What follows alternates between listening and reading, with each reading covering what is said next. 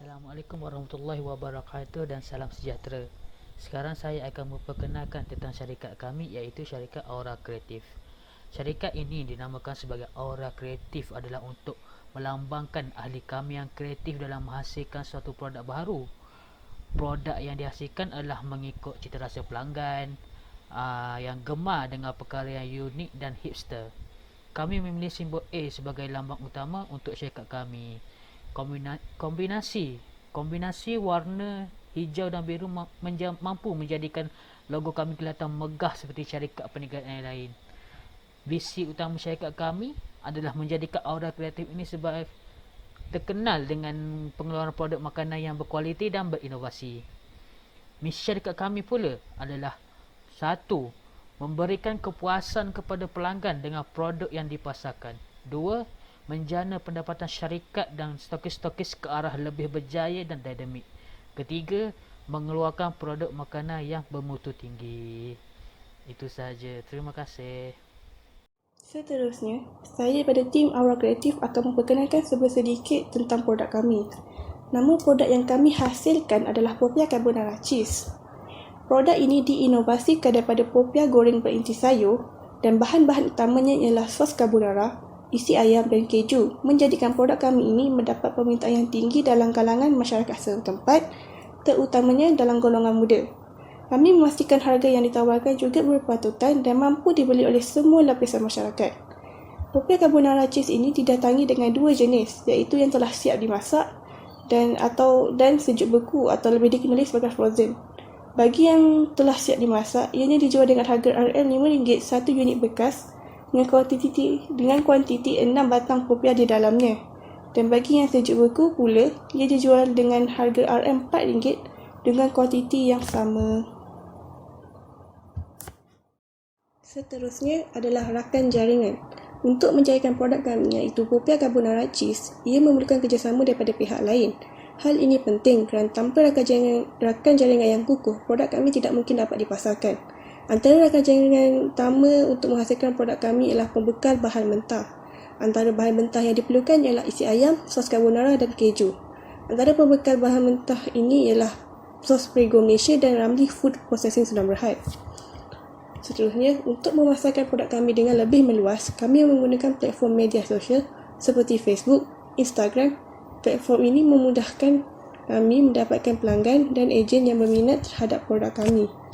Kami juga bekerjasama dengan peniaga kecil yang ingin memasarkan produk kami di kedai-kedai mereka sekaligus memudahkan pelanggan untuk mendapatkan bekalan produk kami.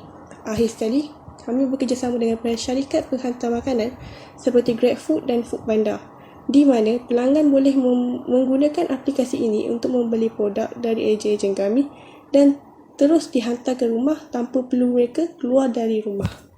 Sekian, terima kasih. Assalamualaikum warahmatullahi wabarakatuh. Nama saya Nuri Najia Binti Milidi, nombor matrik S47186. Saya daripada kumpulan 6. Okey, saya akan membentangkan analisis SWOT yang terdapat di dalam produk kami, iaitu Popia Carbonara. Yang pertama ialah strength, iaitu kekuatan. Kekuatan yang terdapat di dalam produk kami ialah produk ini mendapat banyak permintaan di kalangan pelanggan, terutamanya pelanggan yang menggemari makanan segera, terutamanya di kalangan pelajar ataupun kalangan orang yang berkerjaya, kerana ia mudah didapati dan mudah disediakan. Yang kedua ialah weaknesses. Weaknesses ialah kelemahan yang terdapat di dalam produk kami ialah produk ini mudah ditiru, mudah dibuat oleh sesiapa sahaja, syarikat lain, kerana ia mudah disediakan dan resepinya lebih kurang sama, dan bahan mentahnya pula mudah didapati dengan harga yang murah. Yang seterusnya ialah opportunities. Opportunities ialah peluang yang terdapat, yang boleh kami dapat melalui perniagaan produk ini. Ialah perniagaan ini dibuat di atas talian untuk tempahan dan untuk mendapatkan produk ini. apa yang kami boleh dapat ialah kami dapat tarikan daripada pelanggan kerana servis yang ditawarkan seperti penghantaran makanan dan kerana pelanggan boleh mendapatinya dengan mudah hanya di atas talian. Yang terakhir ialah threats, iaitu ancaman yang boleh dihadapi oleh kami dalam perniagaan produk ini. Plagiarism berlaku kerana Popeye Carbonara ini kurang variasi yang boleh dilakukan. Okey, sekian, terima kasih.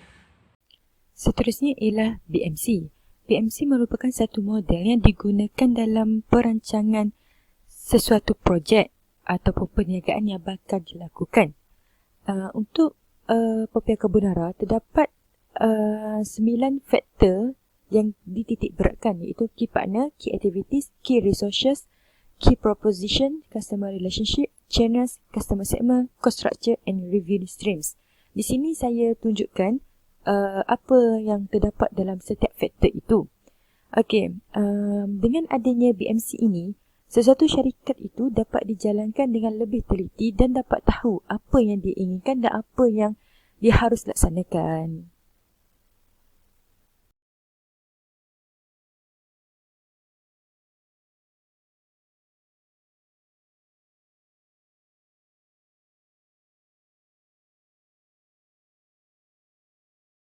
Seterusnya, saya akan membincangkan cost structure untuk digital business ini. Penyata kewangan adalah satu laporan angka-angka yang menceritakan mengenai bagaimana kedudukan kewangan perniagaan dalam masa satu tempoh perniagaan, biasa 1 tahun. Setiap perniagaan mesti ada duit yang masuk dan duit yang keluar yang direkod. Direkod dengan cara tulis, kata buku, masukkan dalam Excel, guna mesin cashier, guna sistem, guna apps dan lain-lain cara lagi. Rekod-rekod duit masuk dan keluar boleh dianalisasi untuk menghasilkan 3 jenis penyata kewangan, iaitu penyata untung rugi atau penyata pendapatan, penyata kunci kira-kira dan aliran tunai. Yang pertama, penyata untung rugi atau penyata pendapatan. Penyata pendapatan dan hasil dijana dari jualan, servis atau pelaburan dalam bentuk tunai atau secara berhutang. Ini dikaitkan dengan transaksi duit masuk. Kos atau belanja merupakan perbelanjaan yang dilakukan dalam perniagaan dalam masa satu tempoh yang dibagikan kepada kos produk atau servis untuk dijual dan kos operasi. Kos produk atau servis berkait secara langsung dengan jualan, dan ada jualan mesti ada belanja barang dijual. Kos operasi adalah kos yang dibelanjakan operasi perniagaan seperti kos pentadbiran perniagaan, gaji, bil api air, sewa pejabat dan lain-lain. Kos ini tetap akan ada tiada kira jualan atau tidak. Seterusnya, penyata kunci kira-kira. Penyata ini akan menerangkan berapa nilai perniagaan dalam bentuk kita panggil aset ataupun harta. Aset semasa, aset yang mudah cari seperti tunai di bank penghutang, aset tetap, aset kekal seperti rumah, bangunan, kereta, tanah, saham dan nilainya adalah tinggi. Liability merupakan tanggungan yang perlu dijelaskan kepada orang lain. Contohnya, bayaran hutang kepada barang yang kita beli secara kredit ataupun bayaran pinjaman balik ke bank. Equity, duit yang dilaburkan untuk mulakan perniagaan atau untung atau rugi terkumpul dari perniagaan. Yang terakhirnya, aliran tunai. Aliran tunai adalah semua transaksi duit masuk dan keluar perniagaan. Tidak kira transaksi bank atau tunai dari sumber aktiviti operasi, pelaburan atau pinjaman.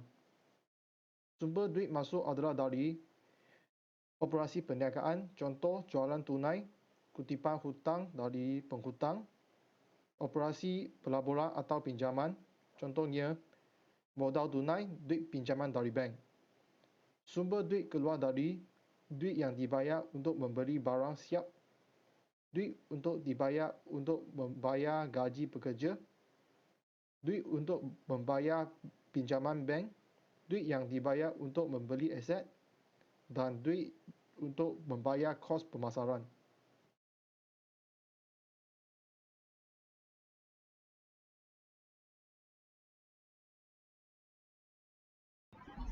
Untuk executive summary, syarikat Aura Kreatif ini telah ditubuhkan pada 24 Februari tahun 2020. Syarikat ini bertujuan untuk memperkenalkan produk kami iaitu Kopiah Kebenaran Cheese. Syarikat kami juga dibangunkan berdekatan dengan Universiti Malaysia Terengganu untuk menarik minat pelajar dan juga penduduk sekitar untuk membeli produk yang kami tawarkan. Berdasarkan daripada perniagaan kami telah menggunakan beberapa strategi pemasaran iaitu tempahan secara online, servis perhantaran produk dan juga penghasilan produk sejuk buku untuk penghantaran ke luar negeri selain daripada Terengganu. Kesimpulan yang kami peroleh daripada perniagaan yang kami jalankan ini ialah kami dapat mempelajari pelbagai ilmu untuk memasarkan sesuatu produk, dan percubaan kami untuk melakukan perniagaan ini mendatangkan hasil yang sangat memberangsangkan kerana kerjasama yang telah diberikan oleh ahli kumpulan kami sendiri, dan sekaligus kami dapat mempelajari ilmu-ilmu baharu dan teknik-teknik yang berkesan untuk memasarkan sesuatu produk dan memastikan organisasi kami berada dalam keadaan yang baik. Jadi untuk bahagian yang terakhir ialah kesimpulan. Secara kesimpulannya, Aura Kreatif telah memilih Kopiah Carbonara Cheese sebagai produk yang dihasilkan oleh Aura Kreatif dan memilih media masa ataupun digital sebagai platform perniagaan kami yang memudahkan untuk berhubung dengan pelanggan serta bersaing dengan pesaing-pesaing yang berada di luar sana. Serta kami juga telah menganalisis SWOT untuk perniagaan kami bagi memastikan ia berjalan dengan lancar, di mana iaitu kekuatan, kelemahan, peluang serta ancaman. Dan kami juga telah menentukan maklumat-maklumat yang terdapat dalam Business Model Canvas ataupun dikenal sebagai BMC singkatannya, iaitu menentukan maklumat perniagaan, saluran perniagaan kami, perhubungan pelanggan, aktiviti utama, perjalanan tambatan dan yang lain-lain lagi. Dan Aura Kreatif memastikan produk kami akan sentiasa mengeluarkan produk yang bermutu tinggi serta memuaskan semua hati pelanggan kami yang bersesuaian dengan visi yang kami tentukan untuk Aura Kreatif syarikat kami, iaitu Aura Kreatif merupakan syarikat yang akan mengeluarkan produk yang berkualiti dan berinovasi. Sekian sahaja daripada kumpulan kami. Terima kasih.